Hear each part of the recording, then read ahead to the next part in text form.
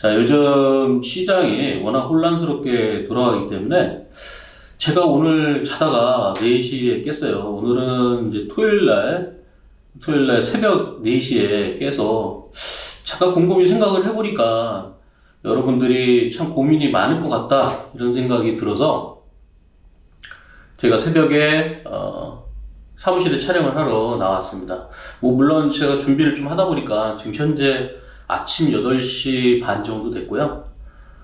제가 무슨 말씀을 좀 드려야 될지 곰곰이 생각을 하다 보니까 앞으로의 향후에 이 시장이 어떻게 움직일지, 그리고 우리가 어떻게 대응을 해야 될지, 그리고 과연 지금 시장에서 우리가 어떤 거를 매수를 해야 될지, 그런 것들에 대해서 한번 살펴보고 설명드리고 가는 게 좋을 것 같다 해서 방송을 또 하게 됐습니다. 자, 제가 국내 시장에서 2월 말경일 겁니다. 아마 2월 말이 대략 한 2월 27일, 28일 그때 제가 예언을 드렸어요. 폭락장이 올 것이다. 폭락장을 맞췄다 해서 그렇게 기쁘진 않습니다. 그리고 저는 시황을 맞추는 거에 대해서 그렇게 기쁘진 않아요.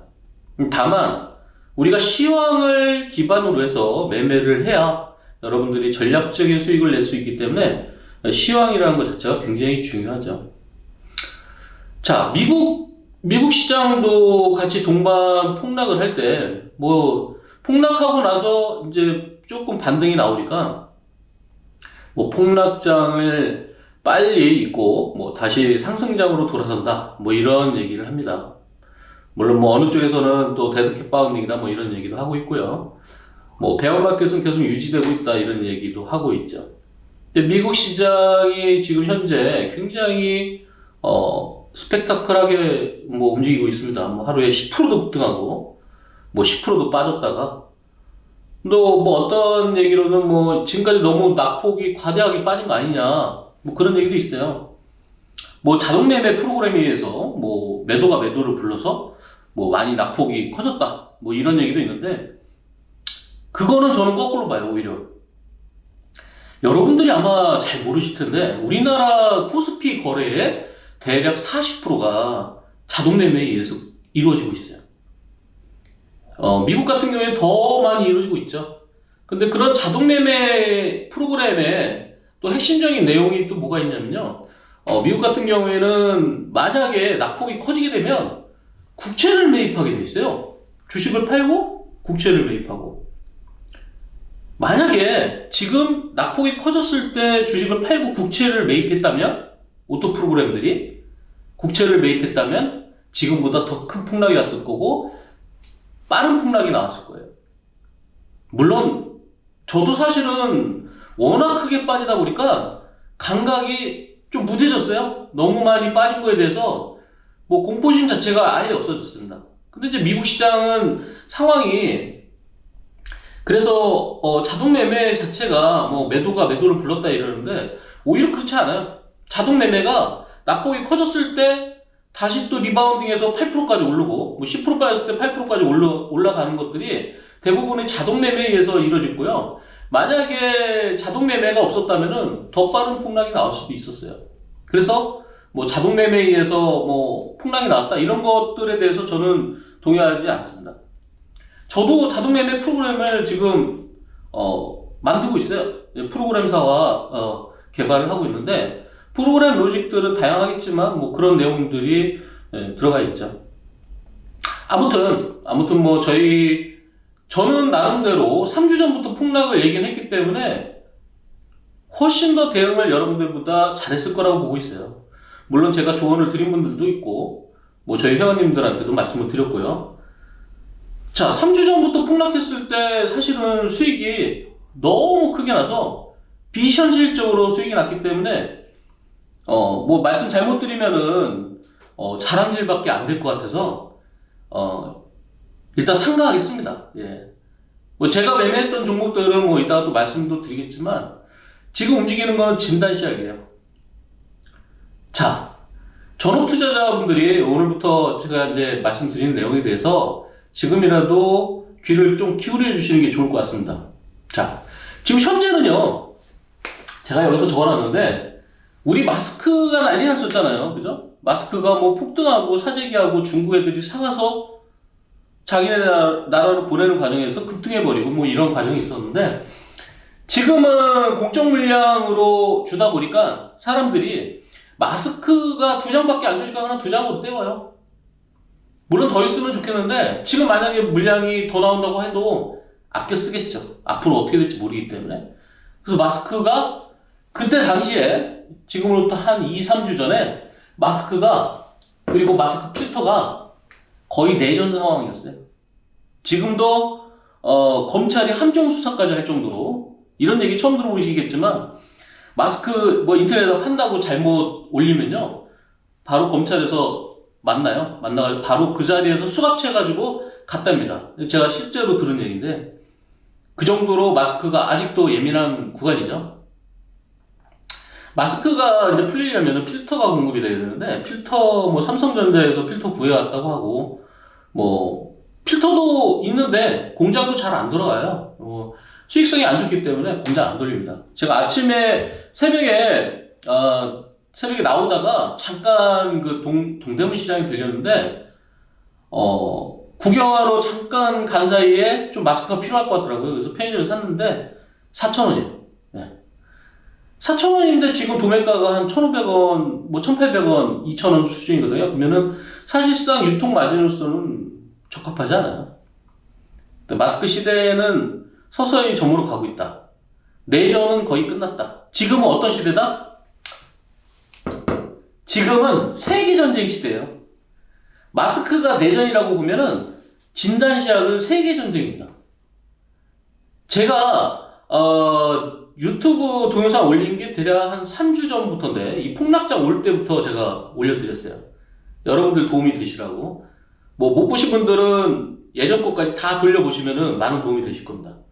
제가 그때 당시에 뭐라고 했냐면, 자, 우리나라는 진단시약을 가지고 있고 마스크를 생산하고 있기 때문에 우리나라가 세계 최강국이 될 것이다.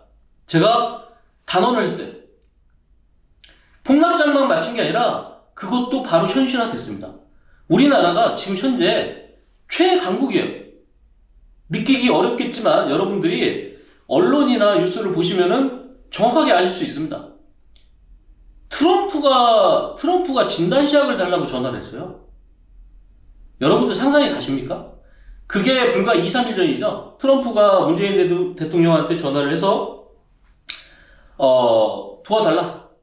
예, 목적은 진단시약이에요. 왜? 미국에 진단시약이 없어요. 여러분들 그 진단시약이 정식적으로 FDA 허가 난 제품이 스위스 로슈사밖에 없어요. 로슈샤에서 뭐 하루에 뭐 1억 개를 찍어내겠습니까? 뭐 1,000만 개를 찍어내겠습니까? 못 찍어내요. 그러다 보니까 미국도 진단시약이 부족해요. 자, 미국은 그러면 진단시약 안 만드나요? 미국도 진단시약을 만듭니다. 그런데 미국의 FDA나 CDC에서 자기네 규정 때문에 허가를 안 해줘요. 그러면 우리는 어떻게 만들었냐? 우리나라도 임상을 거쳐야 돼요. 원래는 1년 동안 임상을 거치고 정확한 백데이터가 있어야지만 승인을 받을 수 있는데, 자, 우리나라는 질병관리본부에서 업체들을 불렀어요.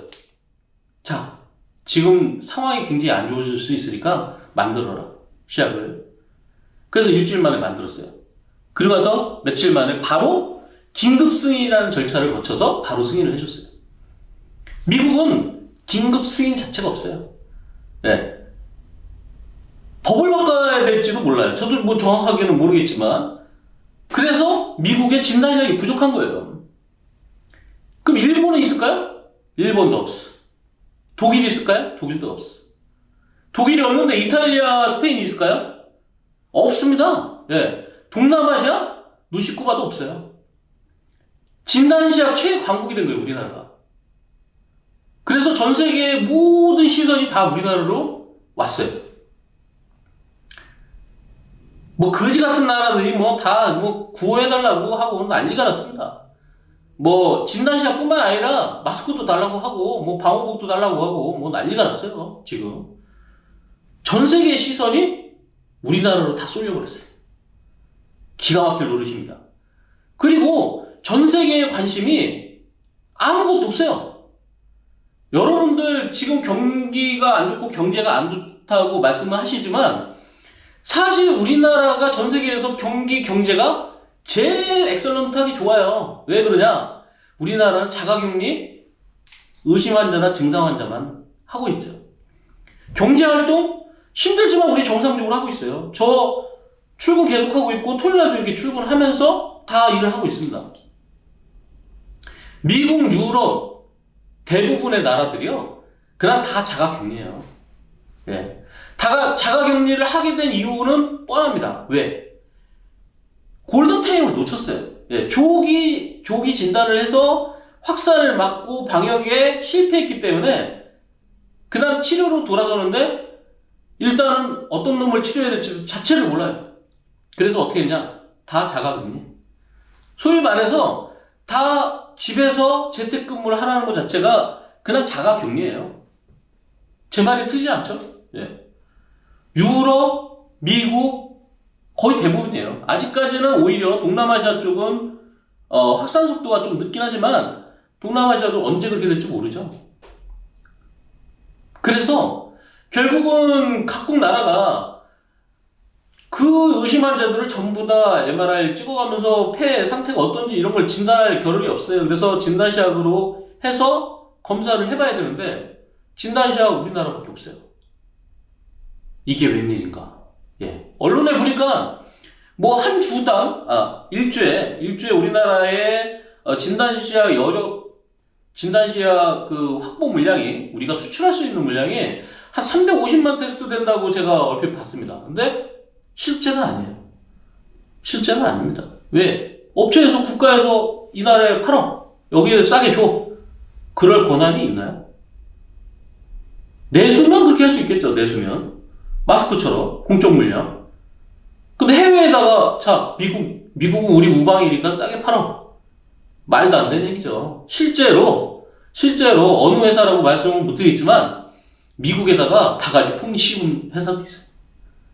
예, 트럼프가 그 폭리를 취할 수 있도록 베이스를 깔아놨죠.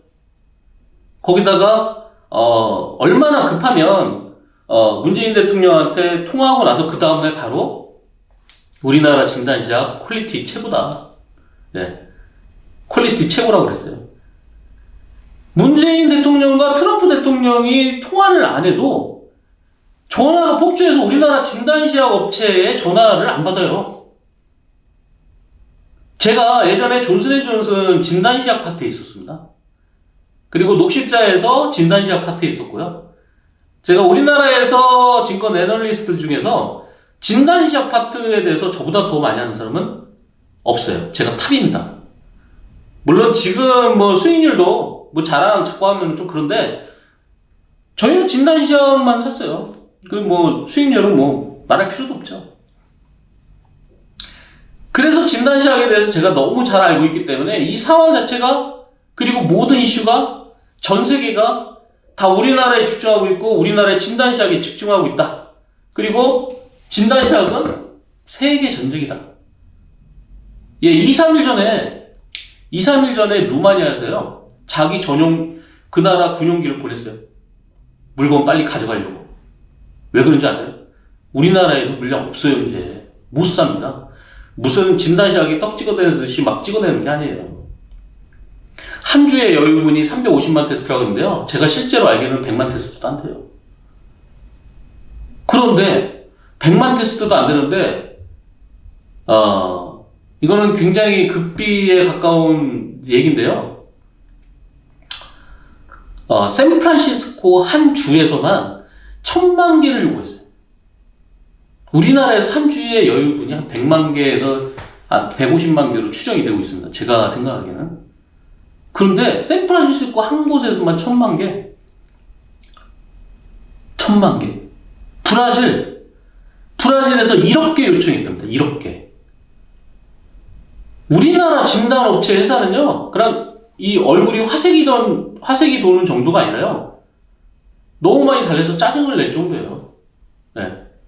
이게 금이 다이아몬드로 바뀌는 그런 과정이에요. 제가 보기에는. 예, 제가 왜 토요일날 나왔냐면은, 지난주까지는 진단시작이 금가시였는데, 다음 주에는 다이아몬드가 될 가능성이 많아요. 구할래야 구할 수도 없습니다. 지금 미국에서 그 정도고, 남미에서 그 정도면은 유럽은 어떻게 돼요? 난리 납니다. 예. 뭐 아랍에미레이트 뭐 우리나라 대통령 전용기로 뭐 보내줬다고 하는데, 우리나라 대통령인지 아랍에미레이트 대통령이 가져간 건지 모르겠는데, 그렇게 해서 싣고 가지 않으면 우리나라 물량을 나중에 확보 자체를 못해요. 그래서 브라질 같은 나라가 한꺼번에 1억 개를 때려버려요. 자, 뭐 한 100만 개씩 주세요 하다가는 나중에 못 받아요. 그래서 대량으로 물량을 때려버리는 거예요. 미국 국무부에서 지금 입찰을 준비하고 있는데요. 미국 국무부 입찰 거는요, 어마어마해요. 예, 샌프란시스코가 지금 1000만 개가 나왔는데, 거의 거기도 1억 테스트 정도 분량? 예. 어디서 만드냐고요? 예, 우리나라 공장에서 얼마나 만드냐고요? 우리나라 업체 어디 있죠? 자, 우리나라 업체 다시 한번 제가 좀 리뷰를 해서 드릴게요. 오늘 내용들은요, 여러분들이, 특히 전업투자자분들이 어떻게 방향성을 가져야 되나, 오늘 굉장히 중요한 내용들을 많이 배우실 수 있습니다. 자, 시약은 PCR, 예, PCR이, 이건 전 세계적으로 인정하는 스탠다드 공법이에요. 이게가 이제 정법이라고 할 수 있죠. 한국말로 하면은 PCR이 정법인데, 이 PCR 업체가, 자, EDGC가 솔젠트라는 업체 모회사입니다. 솔젠트, EDGC, CJ, 랩지노믹스,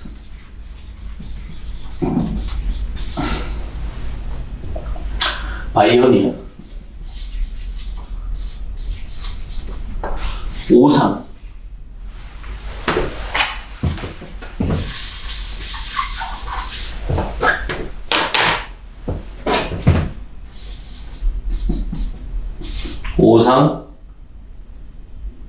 오상 헬스케어라고 있어요. 오상의 자회사죠. 오상 헬스케어.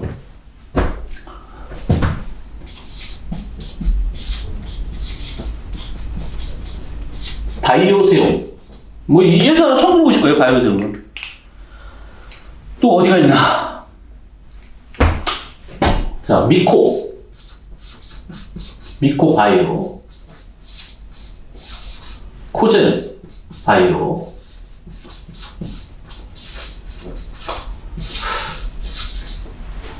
또 어디가 있나요?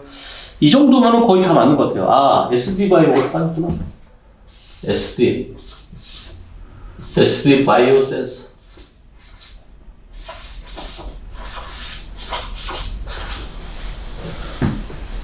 이게 이제 PCR 정법으로 만드는, PCR로 진단할 수 있는 치약들을 만드는 회사입니다. 그리고 또 뭐가 있죠? 요즘에 간병 검사라고 있죠? 이거는 이제 레피드 테스트라고 합니다. 레피드 테스트라고 하는데, 레피드 테스트 업체는 그 유명한 수젠텍이 있죠? 휴마시스. 사실 레피드 테스트는 뭐 제가 그렇게 크게 관심은 없어서, 뭐 또 어디가 있을까요? 필로시스. 네. 요즘에 필로시스도 아마 대전인지, 하여간 뭐 필로시스도 뭐 관련 업체라고 우리가 봅시다. 우리 뭐 주식하시는 분들은 이런 게 좀 필요하니까. 또 어디가 있을까요? 뭐 이 정도 보시면 되고, 요즘에 또 새로운 다코스가 아니라 사기꾼. 예. 그렇게 표현해서 죄송합니다. 예. 센트리온은 이제 만들어 보겠다. 예. 만들어 보겠다. 웃긴 얘기입니다. 만들어 보겠다. 예. 자, 이 회사들이 이렇게 쭉 있어요. 쭉 있는데, PCR 방법이라는 거는 다시 한번 제가 좀 말씀을 드리면은, 샘플을 채취해요. 이 샘플은 샘플은 면봉을 이렇게 쭉 집어넣어가지고 여기까지 집어넣어요. 예, 여기까지 집어넣어서 샘플을 채취하고 목으로 또 집어넣어서 면봉으로 또 채취하고 그리고 가래 뱉고 이 세 가지 샘플이라고 해요. 예. 이거를 뭐 삼기도 하기도 뭐 이런 얘기도 하고 하는데 이런 샘플들을 그런 샘플들을 이 PCR 정법이 이용하고요. 레피드 테스트는 혈액으로 합니다. 샘플이 혈액으로. 원리 자체가 달라요. 네, 원리 자체가 다릅니다. 저는 원래 바이오벤처도 했었고 이 바이오 원래 전문가다 보니까 이 내용들 너무 잘 아는데 여러분들도 그냥 상식적으로 알고 계세요. 얘네들은 이 PCR 정법이라는 거는요. 자, PCR 정법이라는 거는 이거는 PCR 방법은 코로나 바이러스가 있으면요. 코로나 바이러스의 유전자를 파악을 해서 이걸 디자인해서 걔를 시약에다 넣어가지고 검출을 해내는 거예요. 예. 그렇게 해서 실제로 우리 몸속에 코로나 바이러스가 있는지 없는지를 갖다가 증폭 기술을 이용해가지고 유전자 증폭을 이용해서 꺼내는 거죠. 이게 이제 폴리머 체인 리액션을 해가지고 이 유전자를 갖다 증폭시켜가지고 찾아내는 방법입니다. 코로나를 찾아내는 거예요. 자, 레피드 테스트는 뭐냐? 혈액에 보면은 우리가 혈액에 항체라는 게 존재하죠. 항원도 존재하고. 근데 이제 그런 항원 항체들을 찾아내는 건데 이 레피드 테스트는 만들기가 사실은 더 어려워요. 어떻게 하냐? 우리가 뉴스 같은 데 보면 쥐에다가 막 주사 놓고 그러잖아요. 쥐에다가 코로나를 집어넣어가지고 얘네가 항체가 생기면 이 항체를 뽑아내요. 네, 그 항체를 뽑아내서 그걸 시약에다 넣어가지고 검사를 하는 거예요. 자, 그러면은 쥐가 뭐 수백만 마리가 필요하겠죠. 그거 주사 넣는 데만 해도 시간 걸릴 거고 바로바로 항체가 생기는 것도 아니고. 그래서 이 레피드 테스트의 핵심은 항체 확보에 있습니다. 예, 항체 확보. 제가 알기로는 이 항체를 확보할 수 있는 만들고 있는 회사가 한 2군데 정도? 네, 2군데에서 3군데 정도예요. 2군데에서 3군데 정도인데 이 중에 한 군데는 또 브라질이랑 또 계약을 했다고 제가 내용을 들었어요. 그런데 이 항체를 확보한 회사가 어디냐? 원래 가지고 있고 생산하고 있는 회사가 어디냐? 거기가 여기 또 SD 바이오 센서. 뭐 여러분들은 잘 모르시겠지만 SD 바이오 센서도 굉장히 또 유명한 회사입니다. 예전에 회사가 상장 폐지가 된 회사가 하나 있어요. 자진 상장 폐지죠. 외국에 넘어가는 바람에 SD라는 회사가 있었어요. SD의 조사장님이 이제 저 입사 선배님이신데 녹시자 연구소에 계셨어요. 근데 이 SD 사장님이 SD라는 회사를 만들어서 시약이 너무 좋다 보니까 경쟁자로 보이는 거예요. 외국계에서. 그래서 외국계 에보트라는 그 유명한 회사에서 인수를 해버렸어요. 그래서 이 사람이 돈을 엄청나게 챙기고 회사를 팔고 다시 SD 바이오센서라고 또 회사를 또 만들었어요. 그러니 이분의 기술력이 좋을까요? 나쁠까요? 좋을 수밖에 없어요. 엄청난 회사예요. 그죠? 자, 시젠. 예. 시젠 너무 잘하는 회사예요.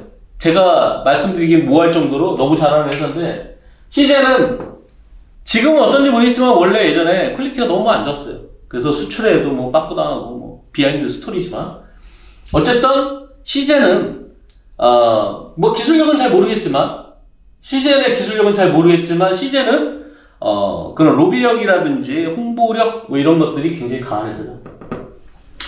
EDGC.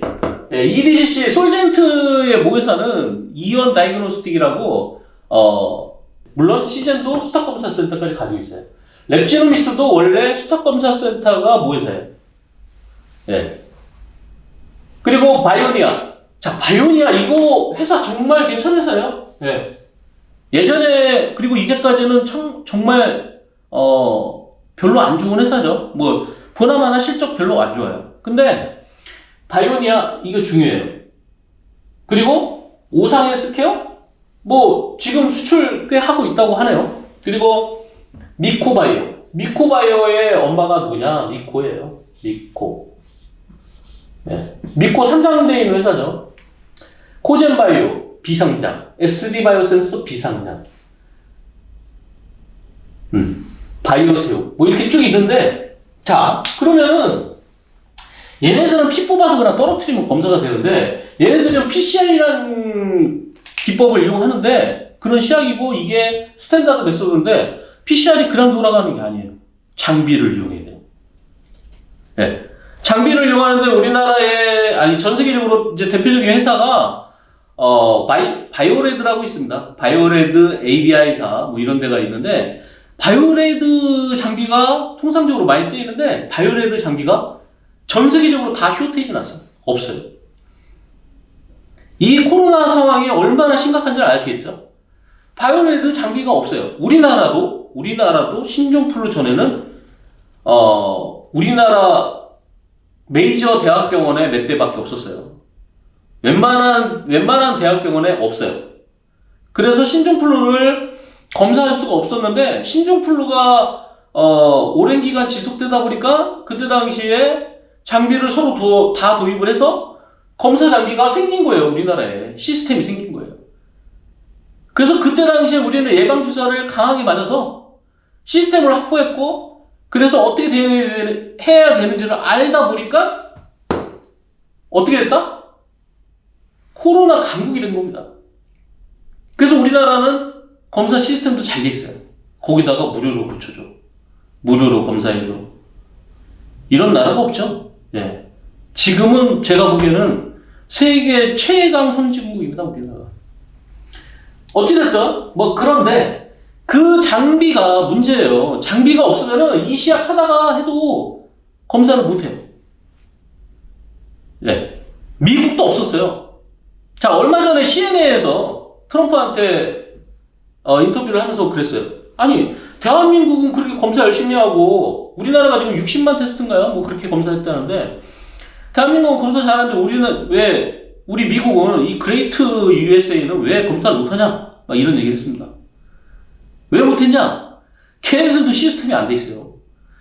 그 미국에서 만든 장비가 가장 유명한 장비인데도 불구하고, 통상적으로 많이 쓰는 장비인데도 불구하고, 걔네도 신종플루나 이럴 때 그런 것들이 많이 확산되지 않아서 결국은 걔네들도 시스템이 갖춰져 있지 않은 거예요. 그리고 거기에 들어가는 시약들 없어요.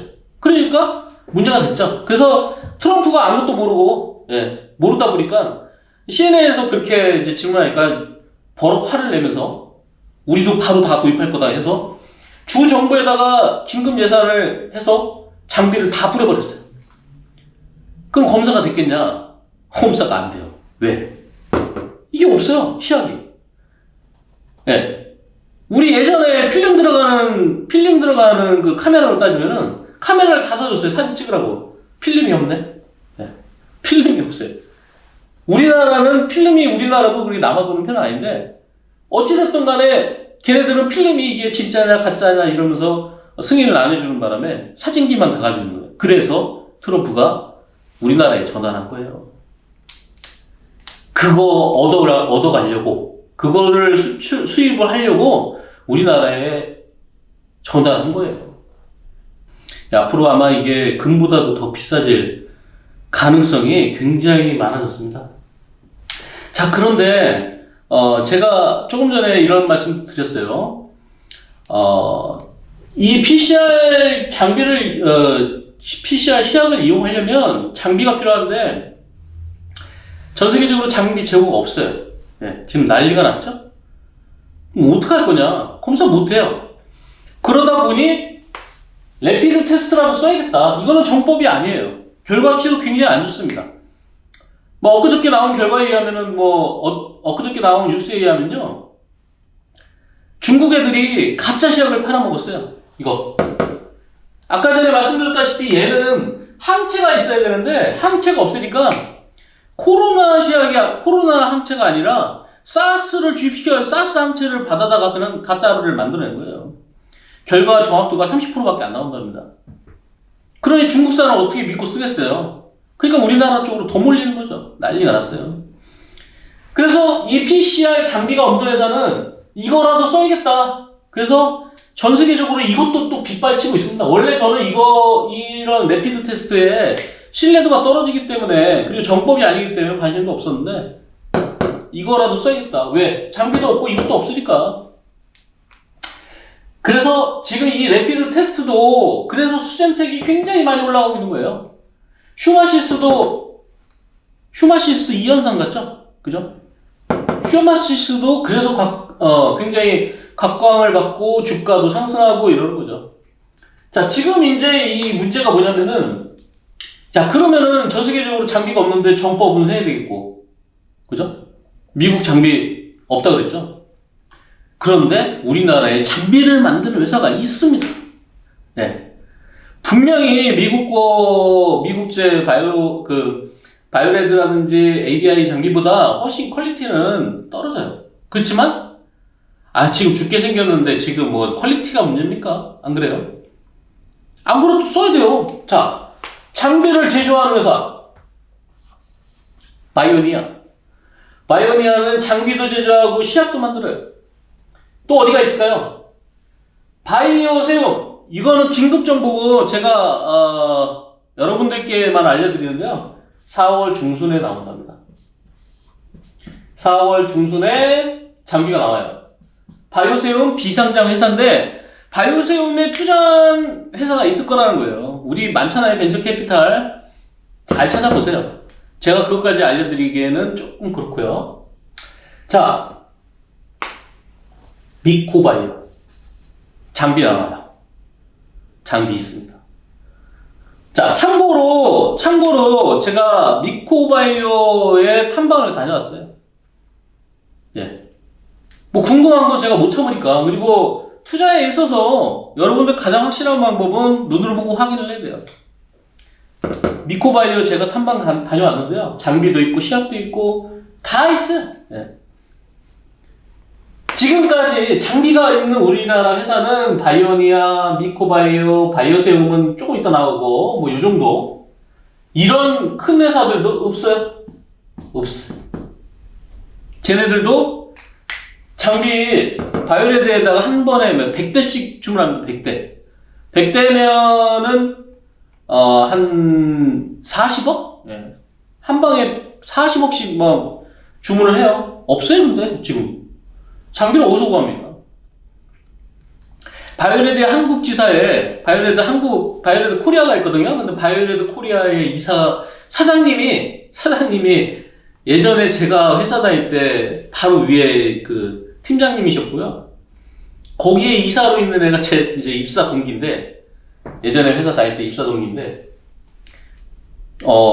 꿈도 꾸지 말래요. 장비 좀 하나 얻을 수 있냐 그랬더니, 장비 조금 비싸게 살 수 있냐 그랬더니 꿈도 꾸지 말랍니다. 예. 재밌어요. 그리고 제가 장비를 해외에서 다른 쪽에 거기도 퀄리티가 좋은 회사인데, 빅3 안에 드는 회사인데, 거기서도 장비를 줄 수는 있다고는 하는데 가격이 많이 모르겠죠. 자, 어쨌든 그래서 여러분들이 여기서 이제 투자의 아이디어를 얻을 수 있는 건 뭐냐? 이제 시약이 문제가 아니구나. 장비도 있어야 되겠구나.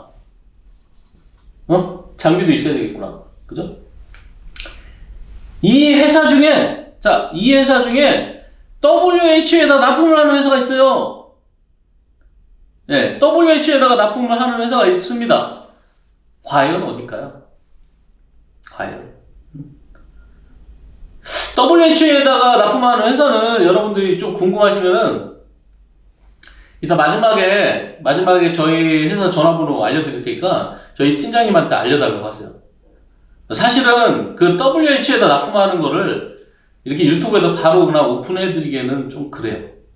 그렇다고 뭐 돈 받고 가르쳐주는 거 아닙니다. 저희 회사에다가 전화하셔가지고, 전화 아마 월요일 아침에 받지 않을까? 뭐 주말도 받긴 할 텐데,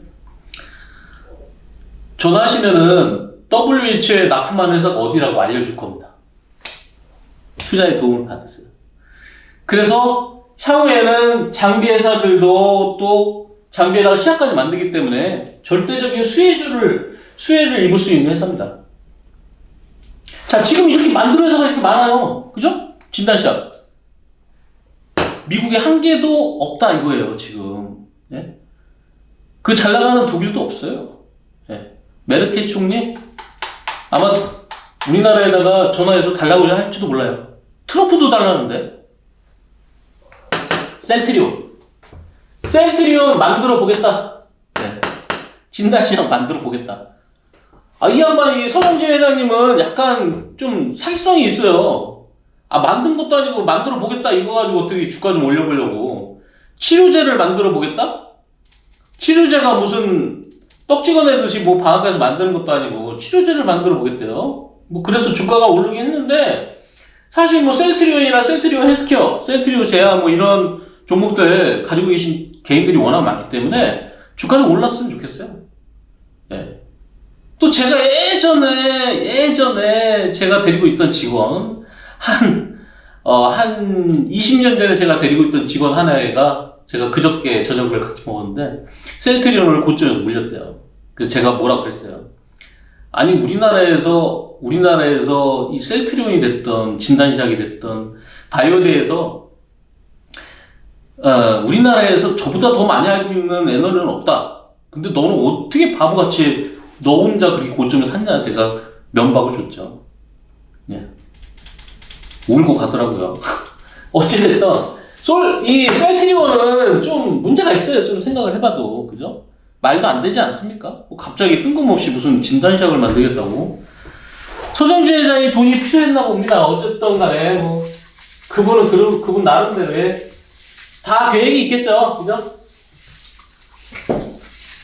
우리나라는 이번에 뭐 기생충 아카데미 시상식에서 봤다시피 우리나라의 그 위상은요, 이거를 제가 3주 전에 예언을 했어요. 뭐 기생충 때문이 아니라 진단시약으로 인해서 그리고 마스크나 이런 방역에 의해서 우리나라가 코로나의 최강국이 될 것이다. 이 기점을 해서 동영상 찾아보시면 나옵니다. 제가 자신있게 말씀드렸어요.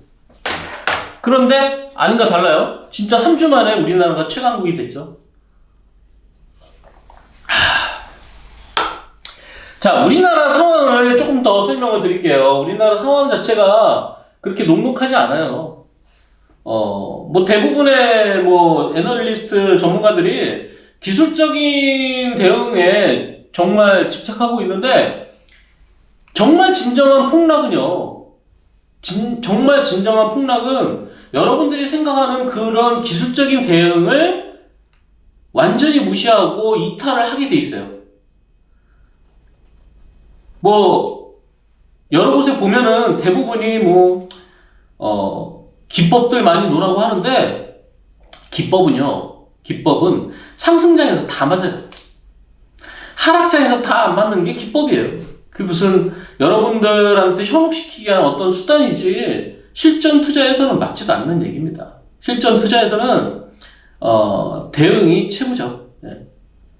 지금 현금 가지고 여러분들이 뭐 단기적인 매매 뭐 저런 바이오 쪽에 집중 투자했다면 지금 급락장에 무슨 필요가 있겠습니까? 예, 지수가 무슨 필요가 있어요? 어차피 올라가는 건 다 올라가는데 뭐 그런 내용들이 있는데 여러분들이 그럼 대응을 어떻게 해야 되냐? 오늘 굉장히 뭐 제가 이제 중요한 내용들을 설명을 드릴 텐데 알면은 정말 쉽고 모르면은 영원히 모르는 뭐 그런 내용들을 좀 알려드릴게요. 자, 우리가 주식을 하는 데 있어서 가장 중요한 딱 4가지가 있습니다. 4가지. 자, 주식의 움직임이 어떻게 움직이나요? 주식의 움직임은 이런 식으로 움직여요. 그죠? 또 내려올 때는 어떻게 내려오나요? 내려올 때는 이렇게 내려와요. 아주 간단하죠. 여러분들 보시면 이게 올라가는 거 이게 내려가는 거. 왜 이거 가지고 수익을 못 낼까? 네. 이상하죠. 왜 이거 가지고 수익을 못 낼까? 아주 간단한데. 자, 얘를 자, 올라가고 있는 애를 갖다가 뒤집어 봅시다, 한번. 네. 그림을 한번 뒤집어 볼게요. 어떻게 그려지나.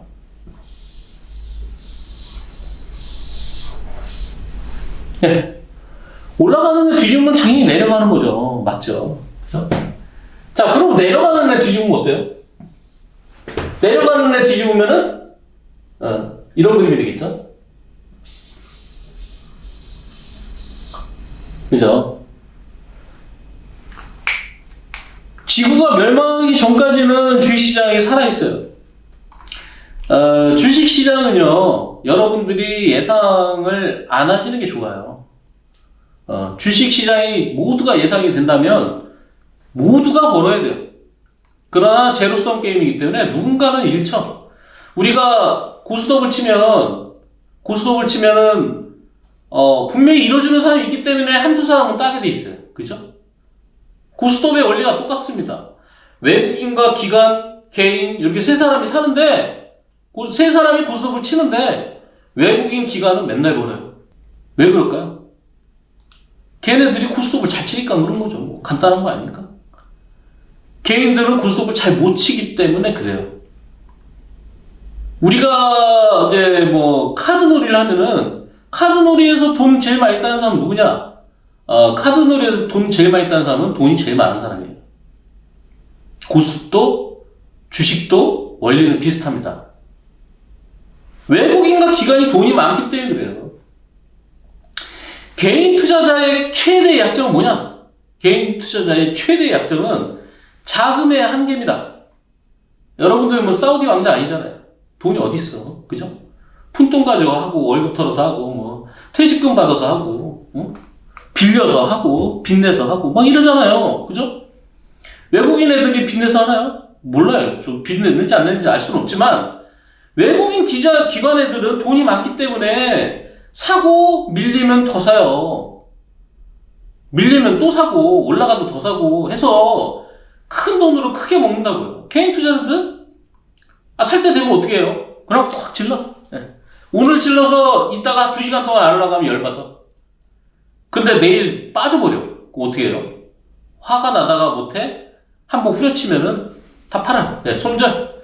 네, 이거는 여러분들이 주식의 단계로 봐서는 한 초등학교에서 중학교 초급 정도? 뭐 초급자 과정 정도? 뭐 그렇게 보시면 되는데 그러다 보면은 나중에 이거 내가 손절하니까 또 도로 올라가더라 해가지고 사놓고서 그냥 물 타고 기다리는 사람들 많아요.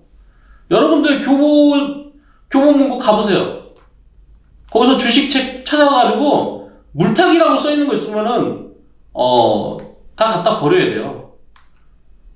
물타기라는 게 무슨 전문 용어도 아니고 응?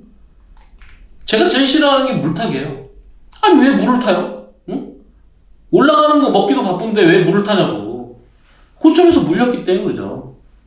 그래서 뭐 한간에는 어떤 분은 뭐 장기 투자한다고? 예. 장기 투자를 왜 해요? 예. 물렸으니까 하는 거예요. 물렸으니까. 그래서 제가 농담식으로 그러죠. 장기 투자는 장기 팔아서 사고 물 타야 된다. 이런 말씀을 드려요. 주식은 장기 투자든 단기 투자든 수익만 나면 끝나는 거 아닙니까? 장기 투자해가지고 5% 먹거나, 예? 단기 투자했는데 일주일 만에 40% 먹는 거랑 뭔 차이가 있어요? 당연히 단기 투자로 해서 수익 나는 게 훨씬 낫죠. 그게 뭐 하는 짓입니까? 그죠? 그래서 결론은 뭐냐면은, 뭘 말씀드리고자 하냐면은, 개인 투자자들의 최대의 약점은 자금의 한계다. 그리고 또 한 가지 약점은 뭐냐면은 기강 조정의 약점을 가지고 있어요. 누가 잡아가는 것도 아닌데 우리나라 코리안들은 뭐 저 포함해서 저도 굉장히 성질이 급한데 성질이 급하기 때문에 오늘 사서 이따가 안 올라가거나 내일 안 올라가면은 더러워서 버려버려요. 네. 벌어버리고 뭐 또 테마도 사고 고점 있는 거 사가지고 또 물리고 뭐 그래요. 그게 바로 주식의 원리예요. 그래서 개인들이 그렇게 행동을 하고 자금이 없는 자금 가지고서 무리한 배팅을 하다 보니까 결국은 돈 버는 거는 외국인과 기관이 번다는 거죠. 반성들 하세요. 여러분들 얘기입니다, 이게. 제가 주식 매매 한 20몇 년 하면서 그리고 그 많은 전문가 생활을 하면서 개인 투자자들 만나보니 딱 두 가지로 압축이 되더라고요. 개인 투자자들의 실패의 원인. 그죠? 그럼 여러분들은 어떻게 매매해야 되냐? 분산 투자예요, 분산 투자. 이거 얘기하면은 여러분들, 아유, 분산 투자를 어떻게 해요? 바쁜데. 직장 다니는데, 시간 없는데. 네. 제 회원님 중에 한 분이 어제 저보고 그러더라고요. 사가지고 한 2달 묻어놓을 거 없나요? 그러더라고요. 제가 바로 코앞에 있었으면 욕을 한마디 했을 거예요. 네? 지금이 2달 묻어가지고 해결될 상황입니까, 시간이? 네? 그렇게 개인 투자자들이 게을러요. 저는 10년 넘게요. 최근에는 잠을 많이 자지만, 이제 나이 먹다 보니까 잠 많이 안 자면 큰일 나겠더라고요. 제가 2018년도까지 하루에 3시간 자고 일했어요. 3시간 자고. 그렇게 피나는 노력에 의해서 얻어진 결과가 지금의 위치입니다. 그런데 개인 투자자들은 자기 돈에 대한 소중함을 잃어요. 자기 돈이 얼마나 소중합니까? 그런데 그냥 대충 사놓고서 2달 기다릴 수 있는 거? 사가지고 대충 지금 2달 기다려가지고 먹을 거 있으면요, 제가 집 팔고 땅 팔고 달러 빚 내가지고 다 삽니다. 시장이 그렇게 하루아침에 지금 2달 동안 잘 갈 겁니다. 그런 상황이에요? 아니라고요. 그러니까 여러분들이 그런 무사안이한 그런 생각 마인드부터 버리셔야 됩니다. 여러분들이 투자를 하면서 여러분들 마인드 가지고 해서 지금까지 손실 봤다면 여러분들의 그 마인드와 그리고 여러분들의 그 습관을 버리지 않으면은, 손실나는 습관을 버리지 않으면 손실도 버릴 수가 없어요. 습관은 그대로인데 수익이 나나요? 그죠? 습관을 바꿔야지만, 매매하는 습관을 바꿔야지만, 매매하는 기준을 바꿔야지만 여러분들이 수익도 나는 거예요. 손실에서 수익으로 전환이 되는 겁니다. 그래서 제가 이거를 말씀드리기 전에 또 장황한 얘기를 했는데, 자 보세요. 올라가는 거를 바꾸니까 내려가는 거예요. 내려가는 거를 바꾸니까 뒤집으니까 이런 상태가 됐어요. 우리는 매수를 어디서 해야 돼요? 매수하는 타이밍을 알려드리기 위한 겁니다. 자, 매수하기 위한 타이밍. 자 보세요. 이거는 여러분들이 어디 가서 돈 주고도 못 배워요. 그런데 제가 오늘 잠깐만 알려드리는 겁니다. 자, 이거는 일단 여러분들이 이해를 하셨을 거예요. 그러면 제가 요것만 확대해서 다시 한번 그려드릴게요.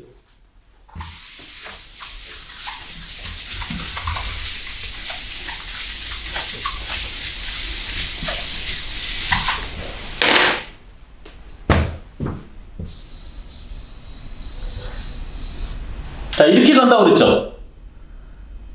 개인들의 가장 약점은 뭐다? 자금의 한계. 예, 그러면은 자금의 한계가 있더라도 여러분들이 분산 투자할 수 있는 그런 마인드를 가지고서 해야 됩니다. 자, 내려올 때는 어떻게 내려온다고 그랬죠?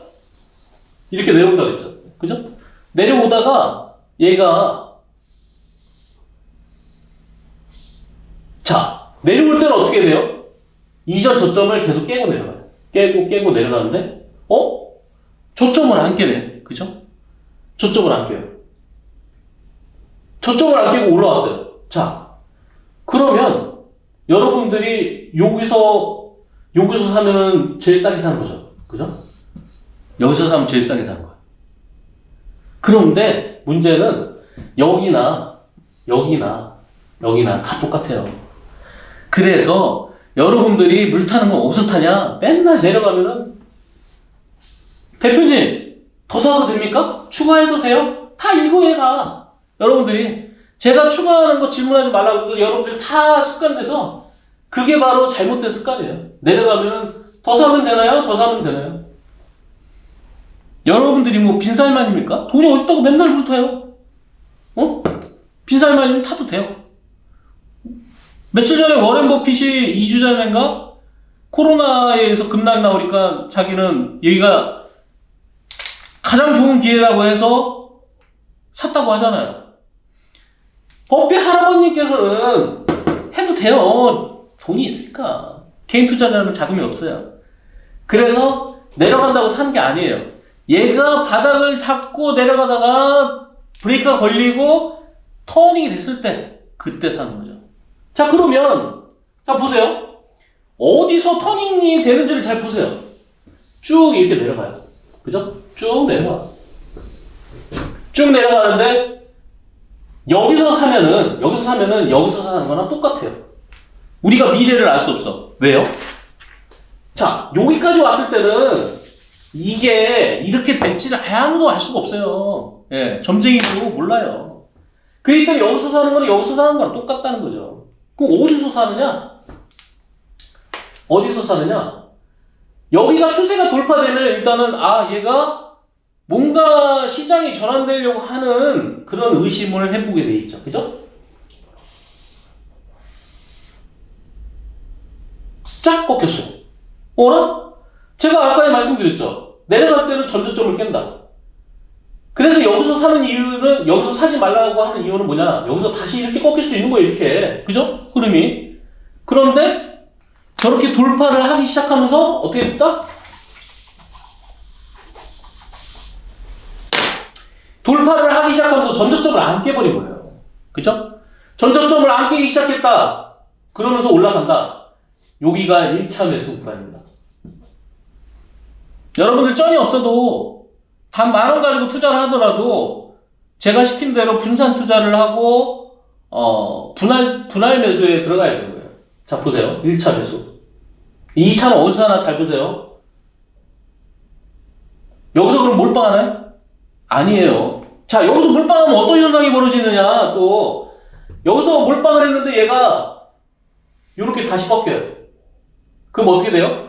여기처럼 정고점이 내려가기 시작해요. 고점이 낮아지기 때문에 결국은 여기서 몰빵을 했는데 여기서 바로 꺾이게 되면은 어떻게 돼요? 고점이 또 낮아지니까 하락이에요. 그죠? 올라가는 듯 하다가 다시 하락으로 갈 수 있어요.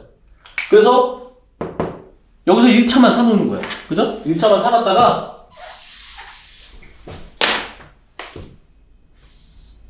정고점을 돌파할 때 2차 매수를 하는 겁니다. 이해가 되시나요? 네. 대한민국에서 이런 설명을 정말 초등학생도 이해하기 쉽게 설명해주는 사람은 저밖에 없다고 자부심을 갖고 제가 설명을 한번 다시 드리도록 하겠습니다. 자, 여기를 돌파했다. 정고점을 돌파했어요. 자, 여기서도 마찬가지예요. 여기서 이렇게 가다가 여기서 꺾여가지고 정고점을 돌파하면은 여기가 1차 매수고 정고점 돌파할 때가 2차 매수예요. 그죠?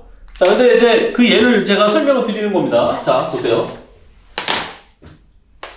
1차 매수를 한 다음에 이전 고점을 돌파할 때가 2차 매수다.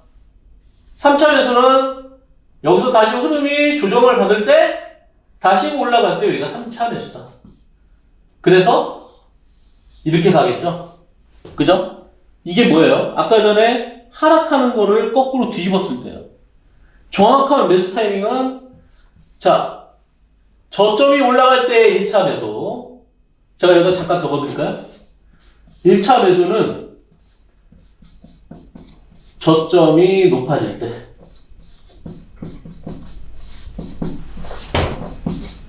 물론 하락하다가 저점이 높아질 때 1차 매수. 2차 매수.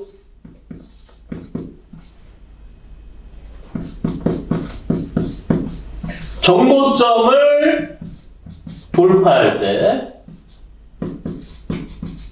그게 2차 매수. 그죠? 3차 매수는 어떻게 돼요?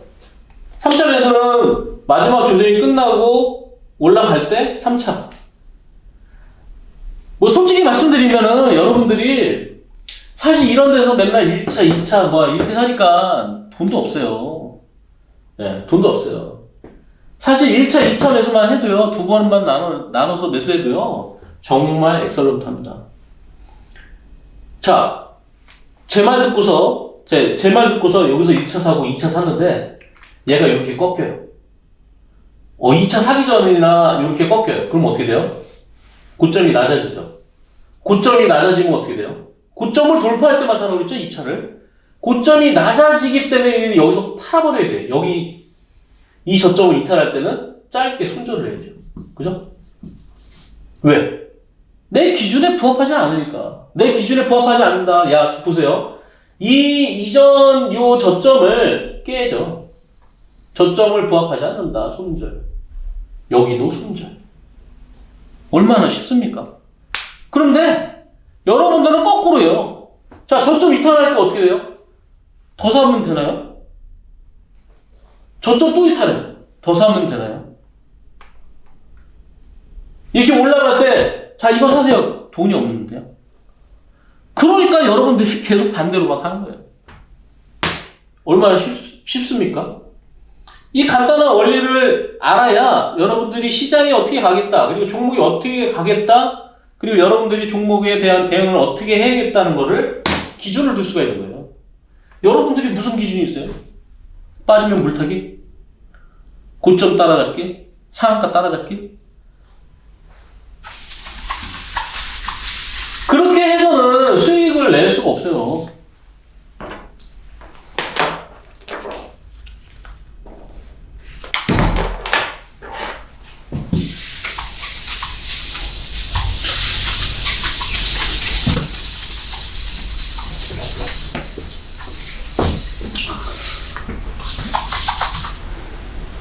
제가 뭐 기법에 대한 강의도 사실 많이 하고 하는데요.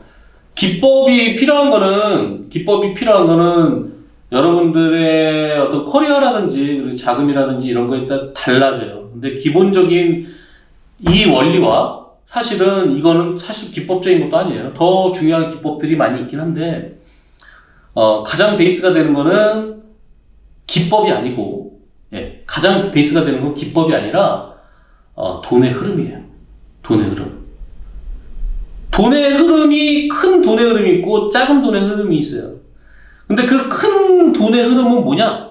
그 큰 돈의 흐름이 이번에는 어디에 도래했다? 코로나에 도래한 거죠. 온갖 산업들이 다 정지된 상태예요. 여러분들 IT, 수소차, 전기차, 5G 이런 것들이 어떻게 돼요? 지금 거의 올스톱 됐어요. 그렇지만 5G 기술이 퇴보하는 건 아니랍니다. 그죠? 5G 기술이 퇴보하는 거 아니고 수소차 기술이 퇴보하는 거 아니에요. 걔네들이 말씀드린 상승장에서는 걔네들을 사야 되는 게 맞습니다. 여러분들 고스톱 비하를 또 많이 하는데 고스톱을 치는데 자금은 여기서 판돈이 딱 정해져 있어요. 그죠? 근데 코로나 쪽을 투자하다가 돈을 어디서 또 많이 만들어가지고 또 IT도 투자하다가 5G도 투자하다가 수소차도 투자하다가 이렇게 할 수 없단 말이에요. 결국은 지금 코로나로 돈이 몰려있기 때문에 5G, IT, 반도체 다 죽을 수밖에 없어요. 자, 그래서 여기서 오늘 마무리 짓고 끝내도록 하겠습니다. 오늘 뭐 여러가지 많은 말씀 드렸는데 중요한 거는 다음 주에도 여러분들 대응을 잘해서 지금 설명드린 대로 현명한 대응이 이루어져서 여러분들이 성공 투자하시기를 기원하도록 하겠습니다. 그리고 마지막에 이제 전화번호 저희가 남겨놨는데요. 뭐 궁금하신 점 있으면은 연락 주셔도 됩니다. 자, 감사합니다.